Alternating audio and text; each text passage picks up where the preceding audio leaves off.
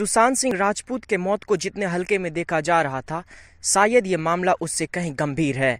आए दिन कई एक बड़े खुलासे लोगों के सामने आए। सीबीआई और स्पेशल इन्वेस्टिगेशन की टीम लगातार रिया चक्रवर्ती सहित अन्य कई लोगों से पूछताछ कर रही है। आपको बता दें, बीते दिन रिया चक्रवर्ती सहित कुल 6 लोगों पर सीबीआई ने एफआईआर दर्ज किया।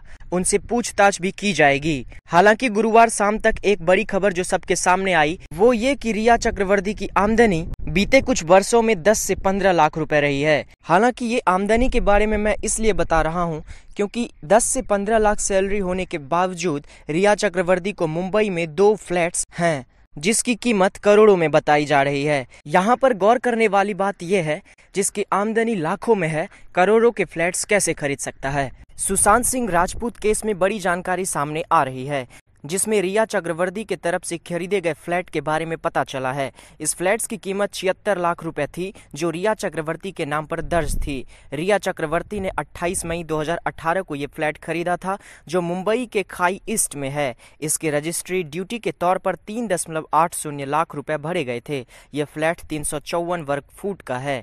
इसके अलावा रिया चक्रवर्ती ने ये फ्लैट खाई ईस्ट के गुलमोहर में खरीदा था, जो 4थी मंजिल पर है। इस फ्लैट को लेकर भी रिया चक्रवर्ती के साथ पूछताछ की जा रही है।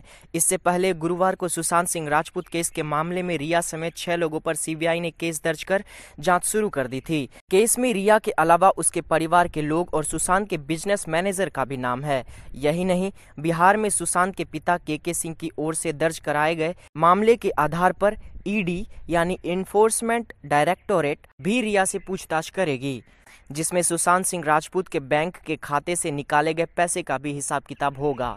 वहीं दूसरी ओर सुशांत सिंह राजपूत के निधन के बाद एक अनेक करीबियों के बयान सामने आ रहे हैं। सीबीआई अब इस मामले की तफ्तीश कर रही है।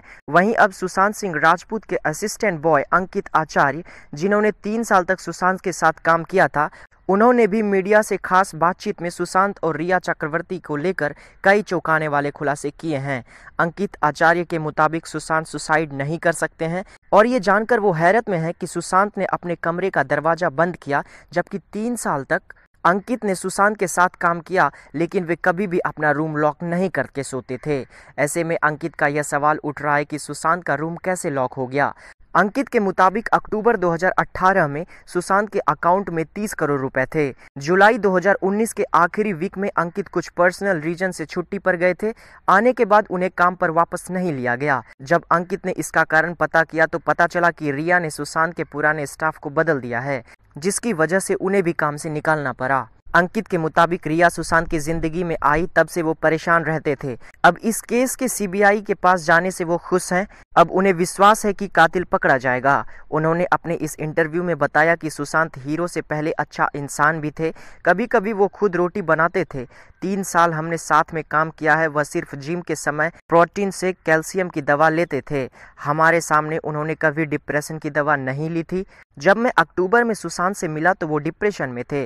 आंख के नीचे डार्क सर्कल्स थे, चेहरे पर टेंशन थी, अपना मोबाइल बार बार देखते थे फिर फेंक देते थे। रिया ने पुराने घर को कहा भूतिया है। घर पर खूब पूजा पाठ होती थी। सुबह उठकर सुशांत महामृत्युंजय मंत्र का पाठ करते थे। भगवान भोलेनाथ के वो बहुत बड़े भक्त भी थे। इसके अलावा भी कई एक बड़े खुलासे होने की उम्मीद है। इस केस में आगे जो भी बात सामने आएगी हम आप तक पहुंचाने की कोशिश करेंगे। फिलहाल के लिए इतना ही। हमें दीजिए इजाजत। आपका दिन शुभ हो।